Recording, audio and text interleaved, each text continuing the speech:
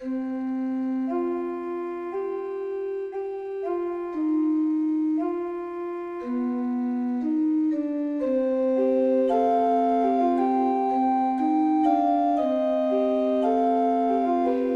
brings joy to an old man's heart to see days in which such young people can gather in peace and fellowship, but know that it was not always like this.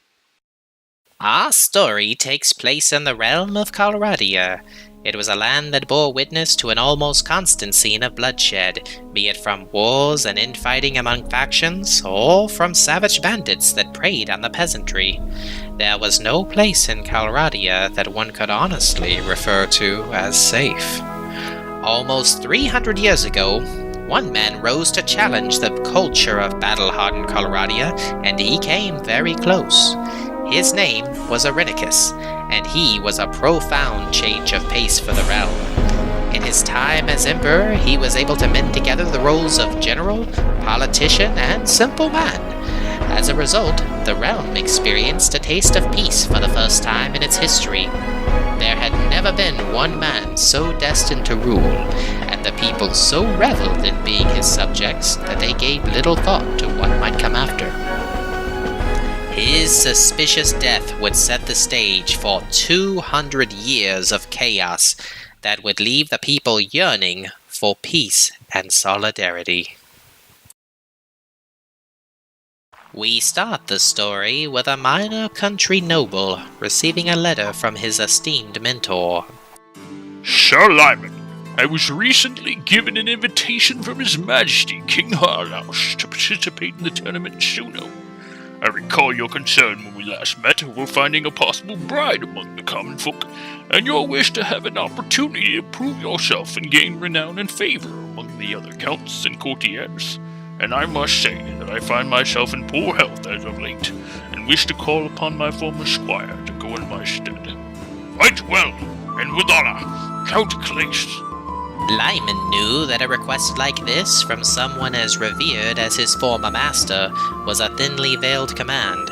It would be an insult to Count Clace's honor if he declined, so of course he would go.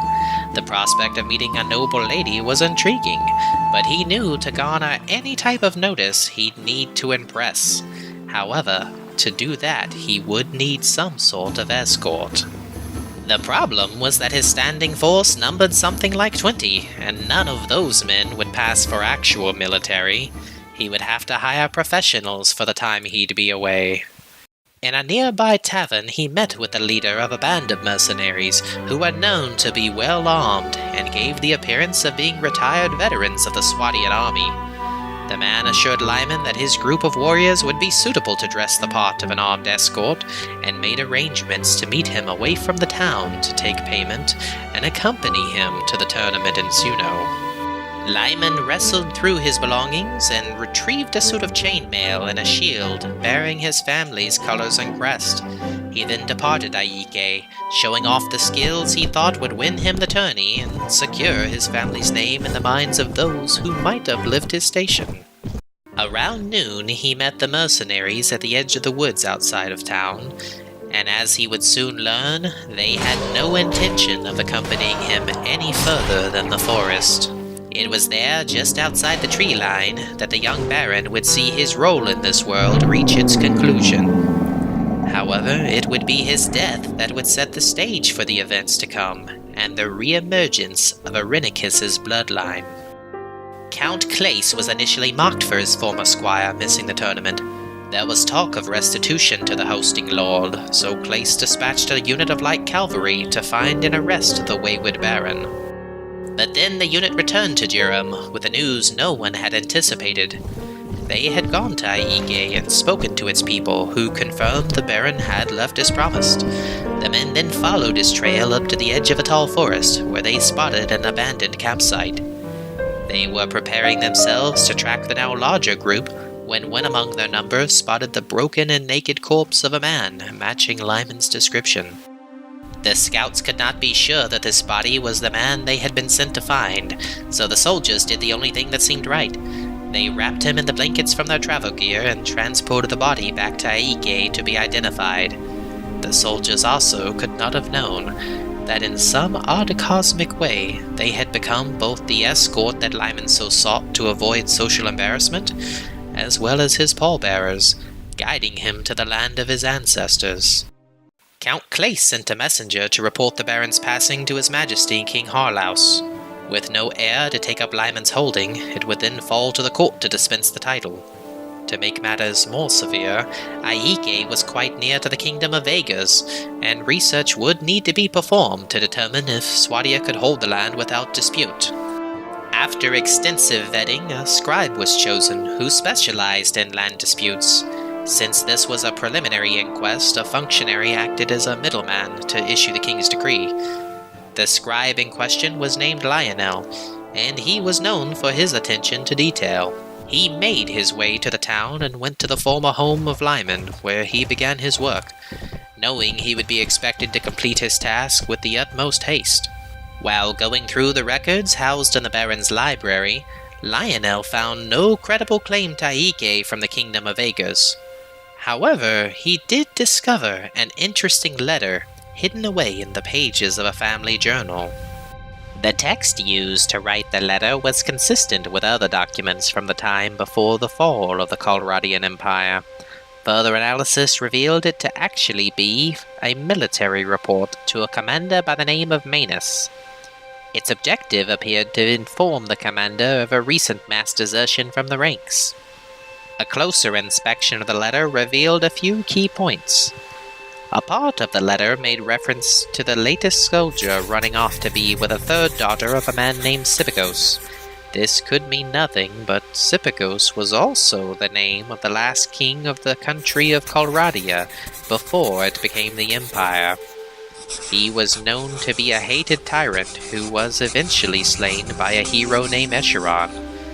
This was key, because it could be used to figure out the age of the letter. For instance, given how hated he was, it would have been very unusual for a family to name their son Sipagos after his assassination. That would point towards the letter being sent before the event, but that point in history of the Koradoi was one with more oral legends than written. This letter either refuted long-held institutions regarding Old Colradia, or this particular line was something else. Another key point was the format of the report. The second paragraph, for instance, was highly indented. This style of indentation was often used to grab one's attention.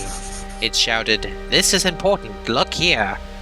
So Lionel did, and found another mention of Sipagos, this time referring to his home being a mountain. But which mountain? Was that even significant? The last part of the letter didn't seem to offer much as far as intrigue, except for the fact that the sender of the letter happened to be the name of the town where he now sat. Also, the sender appeared to be a scout or at least a forward troop, but no rank or troop affiliation were noted. That being said, if the sender was military, then the chosen valediction, "Luck ride with you," certainly came off more casual than most military reports. Could it be code for something? The whole thing needed to be investigated further, but Lionel knew that the king would not look fondly on a delay in his mission. Thankfully, that matter was rather simple. After some extra checks, he concluded that no lords from the Kingdom of Vegas held a legitimate claim to Aike. Lyman's ancestors had apparently been the first to settle the lands, and his house had remained independent up until 84 years prior to his death.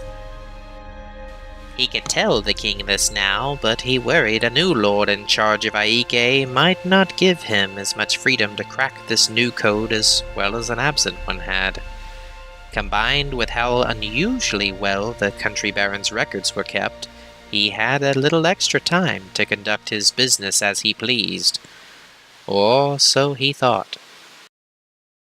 As it turns out, King Harlaus was not a trusting man. After all, he had not come to sit on the throne through a hereditary succession. He banished his cousin's nuisance of a daughter, and rightfully so. There are wolves at the door, and a dainty princess will never be fit to fend off such savages. He kept a vigilant eye on all his promoters and detractors, and Lionel did not escape his gaze, nor that of his hand-picked caretaker. There was much more still to come, for the story goes ever on.